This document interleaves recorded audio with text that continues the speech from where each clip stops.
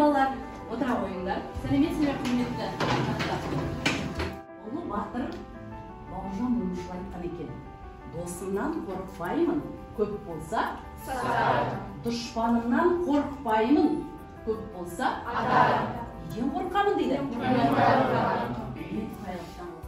Сабақ барысында бір-бірімізге, көршімізге, досымызға не істеп отырамыз? Тақтада не көріп отырғанын 1 минут ойланамыз.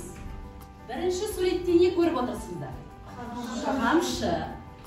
Қамшы көргенде көз алдарыңызға не елестеді?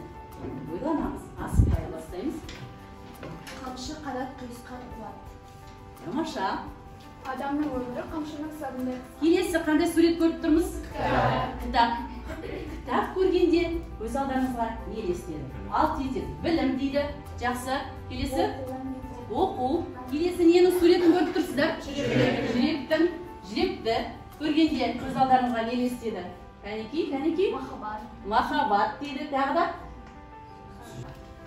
Жүрекке де айна керек.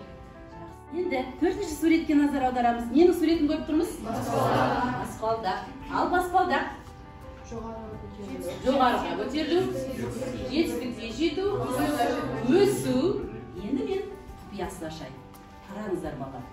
Қамшы деген жанның айтпақшы. Адамның өмірі қамшының сабындай. Келесі кітап. Осы қамшының сабындай өмірінде үздік шығармалар оқу керек. Ол кітаптардың барлығын жүрекпен. Осы алған жаңағы қамшының қысқа өмірінде алған біліміңді, жүрекпен алған білімің тек қана көтерілгенде, осы баспалдаққа көтерілгенде, осы жүректер не істейді? Әсер етеді. Келесі, енді жаңағы жүрегіміз ашық, білімімізді ала отырып балалар, өмірде мынандай заттардан аулақ болу керек. Қандай заттардан аулақ болу керек? Бірінші, артық ой дегеніміз не? Ой кеселдері жаңағы айтқан, иә? Келесі, артық сөз ой өсіре ме? Жоқ. Артық сөзден не істеу керек? Ол артық сөзге нелер жатады? Өсек, өтірік айту. Келесі, мынаған тоқталайықшы балалар. Неден арылу керек? Білім алу үшін адамға кедергілер айтады. Артық зат. Балалар, артық ойдан арылды, артық заттан арылды. Енді сабаққа көңіл аударамыз. Дәптерімізді ашып, бүгінгі тақырыпты жазамыз. Өмірін өлеңмен өрнектеген ақын кім туралы? Ғали Орман. Жаза қойыңдар.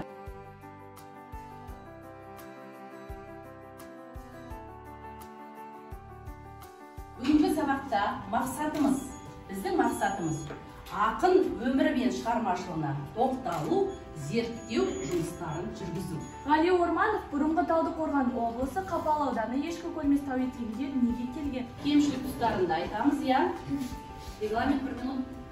Ғали жақсы жыр жазуды өмір бойы армандап өткен және сол арманына жетіп кеткен ақын. Жер бетінің жердің сұлулығын бейнелей тұра, ақын өзінің айрылысар шағының ауырлығын сезсе де, білсе де, еш қайыспайды да, қиналмайды да. Жамбыл мен Ғали. Жамбылдың ең жақыны екі тарта бастағанша қолындай қызмет болған Ғали Орманов болатын. Түртіп отырамыз балалар дәптерге. Өзімізге керек мәліметті міндетті түрде түртіп отырамыз. Ғали туралы жаңалықтар. Қаламда қасиет бар, ол өзіне адалдық танытқандардың сенімді серігі. Ғали Орманов өз өмір сүрген дәуірінің шындығын өлеңімен өрнектеген ғалым болып табылады. Ғали өзінің ақылда асыл мінезімен көңілінің сарайына кіргенде көпке дейін кете алмай сол жерде сыбасып қала береді.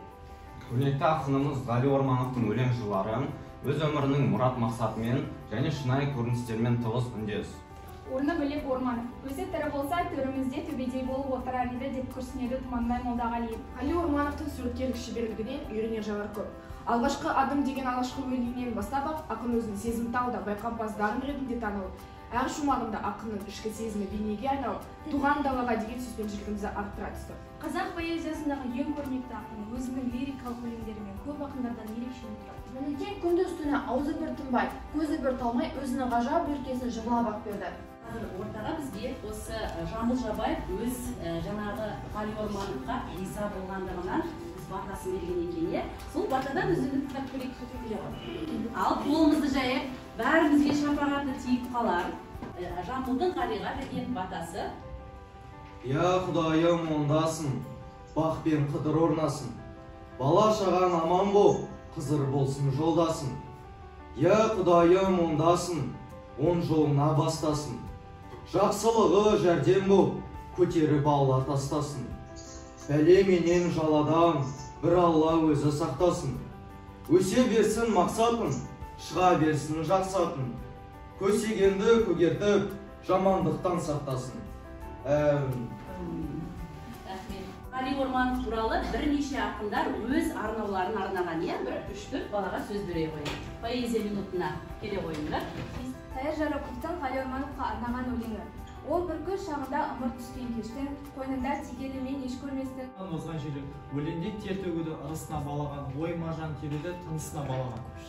Ғали Ормановтың «Орамал» деген тамаша өлеңі бар екен. Соған шағын 1 минуттық көрінісін тыңдай қойды.